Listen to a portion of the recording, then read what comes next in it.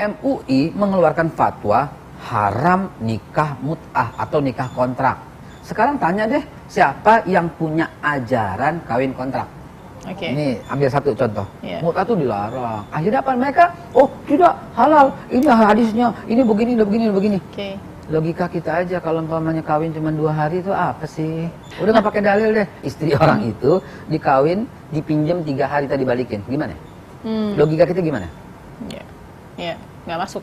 Makanya nggak masuk. Apa iya Islam membolehkan bini dipinjam 3 hari untuk dipakai? Boleh nggak? Maaf nih bahasa saya menjadi istri 3 hari. Menjadi istri 3 hari. Boleh nggak? Oke. Logika kita gimana? Bahas di mut'ah aja deh coba. 1 poin. Kalau Syiah mengatakan iya nikah mut'ah itu haram, berani nggak Syiah mengatakan nikah mut'ah itu haram? MUI loh ya, MUI mengatakan haram. Berani nggak Syiah mengatakan itu haram? Haikal Hasan ini membanyol tanpa membawakan satu dalil pun dalam hal bolehnya meminjamkan istri untuk dimut'ah. Apakah dia lupa dan tidak takut kepada ayat Allah berikut ini? Allah Subhanahu wa taala berfirman di dalam surat Al-Isra surat 17 ayat 36. Dan janganlah kamu mengikuti apa yang kamu tidak mempunyai pengetahuan tentangnya. Sesungguhnya pendengaran, penglihatan, dan hati, semuanya itu akan diminta pertanggungan jawabnya. Haikal Hasan mengatakan bahwa Syiah membolehkan mut'ah dengan istri orang lain dengan jangka waktu tertentu. Kalau kami tanyakan kepadanya, mana dalilnya? Demi Allah, kami bersumpah bahwa dia tidak akan menemukan dalilnya. Karena hal tersebut secara mutlak haram menurut Syiah.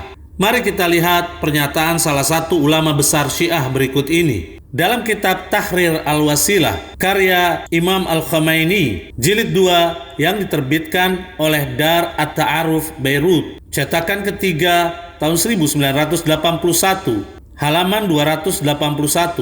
Imam Khomeini berkata, barang siapa yang berzina, kami tegaskan, berzina bukan menikah, dengan wanita yang memiliki suami, baik nikah daim maupun mut'ah. Jadi menurut Imam Khomeini, lelaki yang menikahi seorang wanita yang sudah memiliki suami, maka dihukumi dia telah berzina, baik nikahnya itu berbentuk mut'ah ataupun nikah daim, yaitu nikah permanen. Diharamkan baginya selama-lamanya, baik wanita tersebut seorang muslim atau tidak, baik telah dilakukan bersetubuh oleh suaminya ataukah belum dilakukan. Maka seorang laki-laki yang menzinahinya dan tidak diperbolehkan menikahinya setelah wafatnya suami yang sah atau terputusnya akad nikah disebabkan talak dan semisalnya. Maksudnya, tidak boleh menikahi seorang wanita yang masih dalam masa iddah. Dan menurut hukum yang jelas, tidak ada perbedaan antara seorang laki-laki yang menzinahinya mengetahui bahwa si wanita memiliki suami atau tidak, artinya tetap dihukumi berzina. Perbedaan pendapat tentang halal atau haramnya nikah mut'ah sudah ada sejak zaman sahabat Nabi Shallallahu Alaihi Wasallam, sebagaimana yang disebutkan di dalam kitab berikut ini. Di dalam kitab Al-Muhalla bil Athar, karya Ibn Hazm, salah satu ulama ahlu sunnah, jilid 9 yang diterbitkan oleh Darul Kutub Al-Ilmiyah, cetakan pertama tahun 2003 Masehi, halaman 129. Ibn Hazm berkata, telah tetap dihalalkannya, yaitu nikah mut'ah, oleh sekelompok salaf dari setelah wafatnya Rasulullah Shallallahu Alaihi Wasallam. Di antara salaf tersebut adalah berasal dari kalangan sahabat seperti Asma binti Abu Bakar, Jabir bin Abdullah, Ibn Mas'ud, Ibn Abbas, Muawiyah bin Abu Sufyan, Amr bin Huraith, Abu Sa'id Al-Khudri, dan Salamah. Ini menandakan bahwa Haikal Hasan tidak mengetahui sama sekali akidah Syiah dan intoleran terhadap perbedaan. Terbukti, dia tidak mengetahui bahwa perbedaan tentang hukum nikah mut'ah sudah ada dari zaman para sahabat Nabi Shallallahu Alaihi Wasallam. Apakah Haikal Hasan berani menilai sesat para sahabat yang telah menghalalkan nikah mut'ah? Sekarang kami ingin mengetahui tanggapan Haikal Hasan mengenai riwayat berikut ini. Di dalam kitab Raudatul Muhibbin, karya Ibn Qayyim, salah satu ulama ahlu sunnah yang diterbitkan oleh Dar Alamil Fawaid, Halaman 516 sampai 517. Ibn Qayyim berkata, suatu hari Nasr bin Hajjaj menemui Mujashi ibn Mas'ud. Dia adalah seorang sahabat yang masuk Islam setelah Fathul Mekah. Dia memiliki seorang istri yang cantik, maka Nasr takjub akan kecantikannya dan mencintainya. Istri Mujashi pun mencintai Nasr. Ketika Nasr sedang duduk berbincang dengan Mujashi, istrinya tersebut ikut duduk bersama keduanya. Maka Nasr menuliskan untuknya sebuah ungkapan di tanah. Istri Mujashi berkata, "Aku juga." Saat itu Mujashi mengetahui bahwa kalimat istrinya adalah jawaban untuk sebuah ungkapan. Karena dia tidak bisa baca tulis, sedangkan istrinya dapat melakukannya, dia pun mengambil bejana dan menutup ungkapan yang ada di tanah itu. Mujashi pun memanggil seorang penulis dan meminta untuk membacanya. Ternyata isinya adalah, "Sesungguhnya aku mencintaimu dengan kecintaan sekiranya ada di atasmu, maka ia akan melindungimu. Dan jika ada di bawahmu, maka ia dapat mengangkatmu."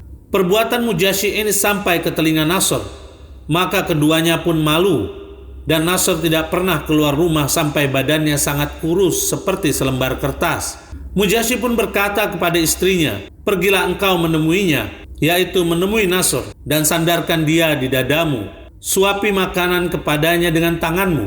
Namun istrinya menolak. Akan tetapi Mujashi terus memintanya. Maka istrinya pun mendatangi Nasr dan menyandarkannya ke dadanya, lalu menyuapinya makanan dengan tangannya. Kemudian Ibn Qayyim berkata, jika ada yang bertanya apakah syariat membolehkan perbuatan semacam ini, dijawab, jika ditemukan jalan untuk pengobatan dan keselamatan seseorang dari kematian, hal ini tidaklah lebih besar dari berobatnya seorang perempuan ke lelaki asing, yaitu yang bukan muhrim. Juga pengobatan dari lelaki itu kepadanya, serta seorang dokter yang melihat ke tubuh pasiennya lalu menyentuhnya untuk keperluan pengobatan. Adapun pengobatan dengan cara bersetubuh, maka syariat tidaklah membolehkannya dari satu sisi. Sedangkan berobat dengan pelukan dan ciuman, jika kesembuhan terjadi melaluinya, maka hal itu serupa dengan berobat menggunakan khamr di hadapan ulama yang membolehkannya. Bahkan hal ini, yaitu memeluk dan mencium, lebih mudah daripada berobat dengan khamr. Sekarang, siapakah Mujashi bin Mas'ud yang memerintahkan istrinya untuk menyandarkan lelaki lain ke dadanya? Dalam kitab Al-Isabah fi Ma'rifatis Sahabah, karya Ibn Hajar Al-Asqalani, salah satu ulama Ahlus Sunnah, jilid kelima yang diterbitkan oleh Darul Kutub Al-Ilmiyah, cetakan pertama tahun 1995 Masehi, halaman 569 sampai 570. Ibn Hajar Al-Asqalani berkata, Mujashi bin Mas'ud bin Tha'labah, sampai dengan kalimat Al-Bukhari dan selainnya berkata bahwa dia adalah seorang sahabat. Yang ingin kami tanyakan kepada Haikal Hasan, bagaimana pendapat Anda tentang riwayat di atas tadi? Seorang sahabat memerintahkan istrinya untuk menyandarkan lelaki lain ke dadanya, dan Ibn Qayyim membolehkannya secara syariat. Apakah ini bukan penghinaan terhadap seorang sahabat Nabi SAW?